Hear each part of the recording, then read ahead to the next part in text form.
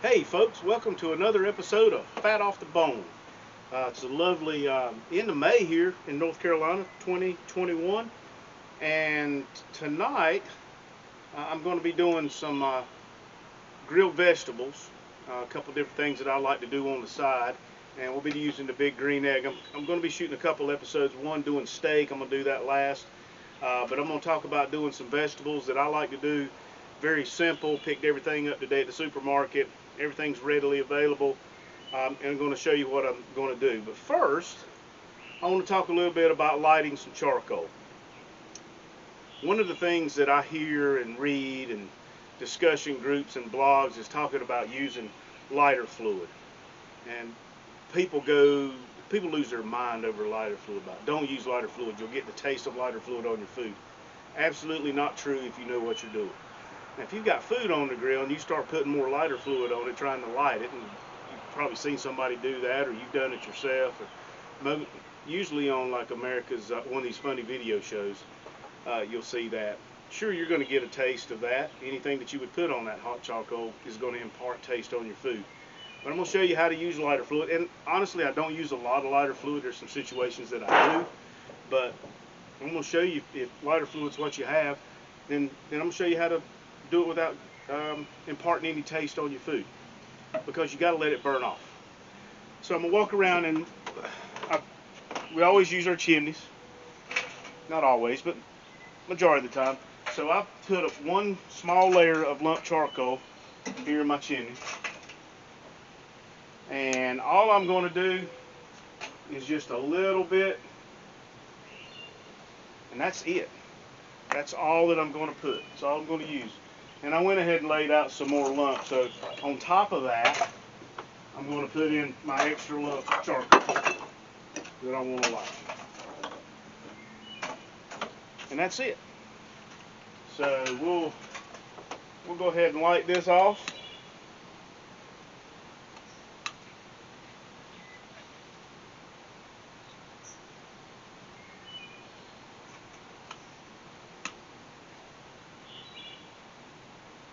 And we didn't use a lot.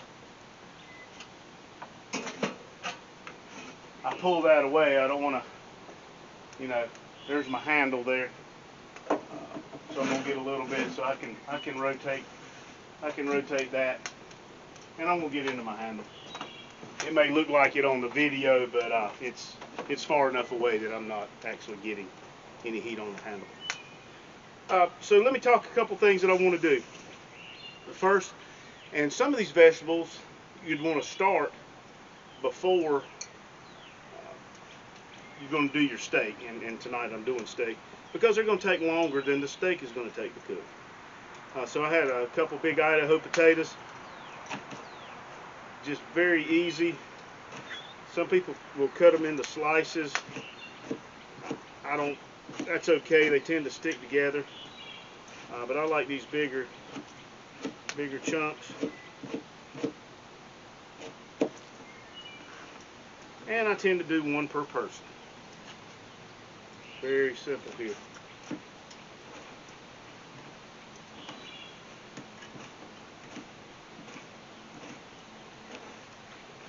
Okay, so there's that. I always put a wet towel down for my cutting board. That keeps everything from moving around. What I'm going to need is I'm going to need 2 pieces of aluminum foil.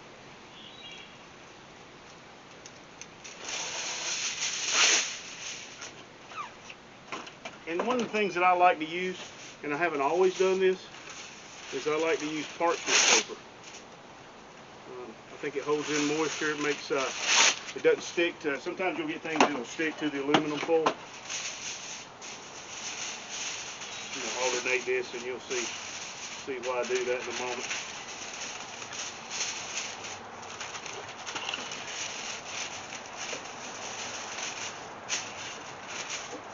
So what I'm going to do is get some of my potatoes and put in here. Try to gauge out about 1. So that's that. going to use a nice olive oil. Put on my potatoes. Now at this time you can use any kind of seasoning that you want. Pardon me while I step out. I left my seasoning in here to the side, but I'm going to use a nice adobo seasoning. I find this anywhere. It's very, very inexpensive, and it really works good. So just kind of gauge how much you think you want. I can't give you an amount. It just comes from experience of cooking, and hopefully you'll spend a lot of time cooking, so you'll gain that experience also. And several different ways that you can fold this up, but you just want to make a nice pouch. And I always buy the heavier gauge aluminum foil. To me, it works better. So we're going to take the rest of our vegetables and put it on the second layer. Again, a little olive oil and some more of our seasoning.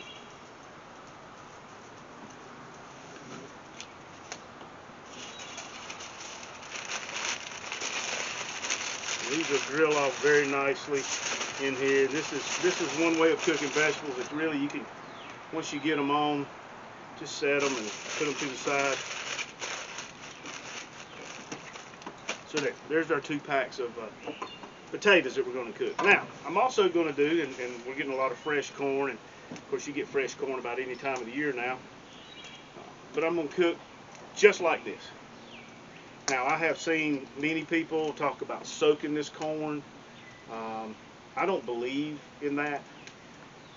I don't think that you're going to get enough moisture to soak into the corn that's going to do anything. The corn, and when you buy it, you can feel it. You can tell if it's dry or not. But I've been reading a lot about brining meats and that type of thing. Well, there's moisture here. This is full of moisture. There's many layers to this ear of corn, of the husk. To get water to penetrate that, and then to get into the kernel of corn that's already got moisture, and then replacing that moisture, I just don't see that you're having any benefit to soak it. Now, could you soak it overnight? Sure, you might get a little bit more. But again, the part of our show, or the reason for our channel, is things that we can do quick. If you're planning days ahead, then that's really not kind of fat off the bone, unless you're planning to get your ingredients together, such as like getting ready to do some whole hogs, that type of thing. But this is, I bought it this afternoon. I bought it about 3 hours ago, and I thought, well, I'll do some corn. So again, I don't believe in soaking this is going to do anything. You can leave the tassels on; they're just going to burn off. An interesting fact: for every tassel, there's a kernel of corn inside. So this is going to burn off anyway, so I'm just going to throw it so there's nothing to do to this.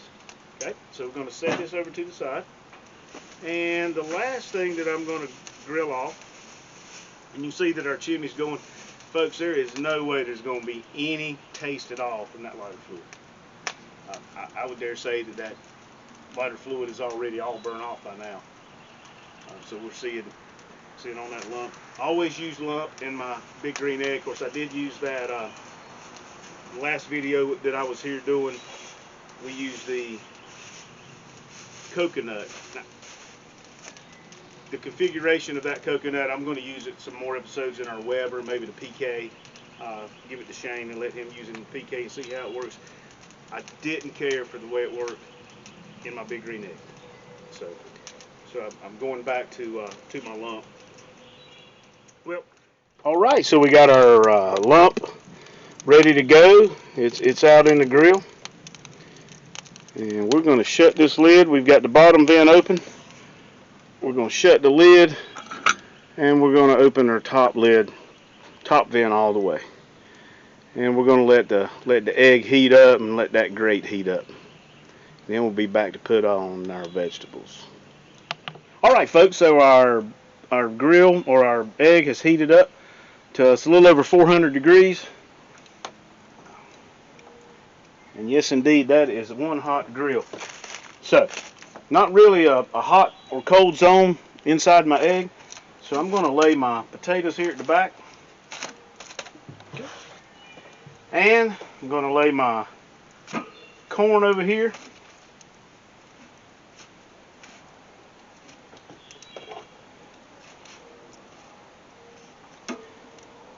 And if this is all we were cooking, I would just shut the lid and leave it for a while. But we're going to be cooking our asparagus, so we'll lay that on there. We'll have to check this every so often.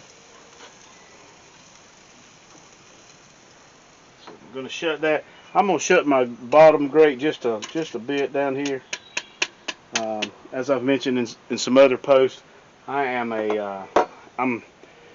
a bottom vent adjusting griller. I like to leave my top one open, and I don't have to leave it open this far. I can take it and then have it open with the wheels or the vents open. Usually I have it all the way open on this egg when I'm wanting to light it to get a lot of chimney effect going. But you can already see the smoke coming out. A lot of that's going to be fat rendering off that bacon, so we're gonna have to check that bacon quite often. That'll be the first thing that'll cook. But the rest of it will take the corn and the potatoes. We're probably looking at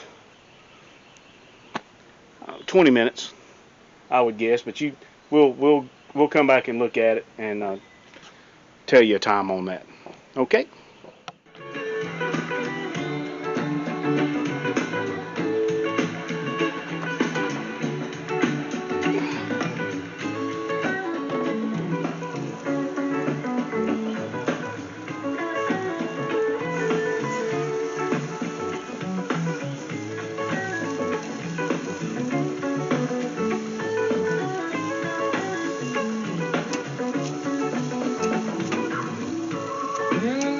Times forgotten sleep. Your eyes looked from your mother's face. Wildflower seeds on a sandy stone. Then if I wish know you safely home. The two.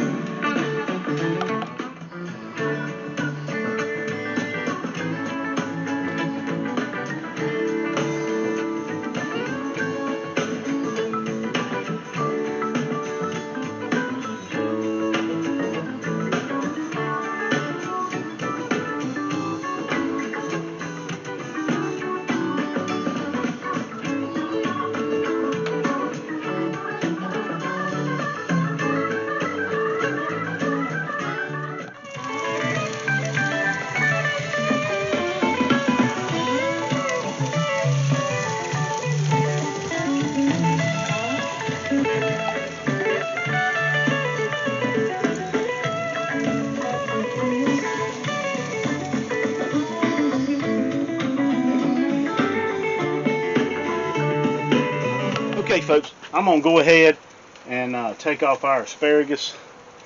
And you can see that is beautiful, that bacon wrapped around there, because it's done. Our corn, it's going to take a little bit longer. I can hear the potatoes in there sizzling with that oil and the water from the potatoes, and everything is cooking just fine. And we'll be right back.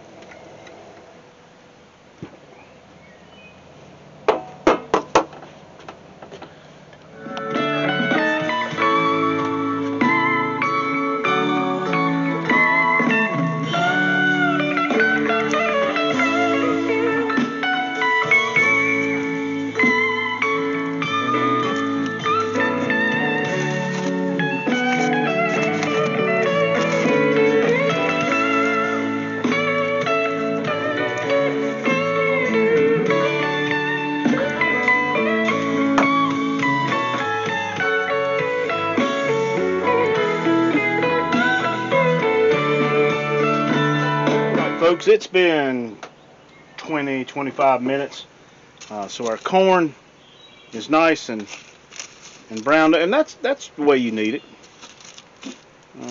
I've seen it catch on fire, and that's fine, but it's steaming in there. It's maybe hard to hear with my audio here, but I can hear the potato steaming, and I just want to swear I can hear that corn steaming. But I can tell that it's done, and we're going to take it off and go ahead and put it in. Go ahead and put it in our plate here.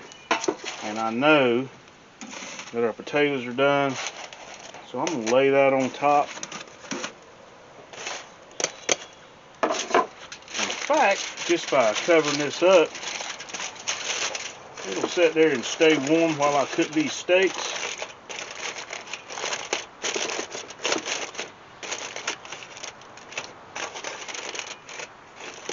And that, folks, is how we do our sides when I'm grilling steaks. The three of them: the potatoes, the corn, and the asparagus wrapped in bacon. This has been an episode of Fat Off the Bone. Make sure you subscribe. It's free. And check back every week. We have a new video put up.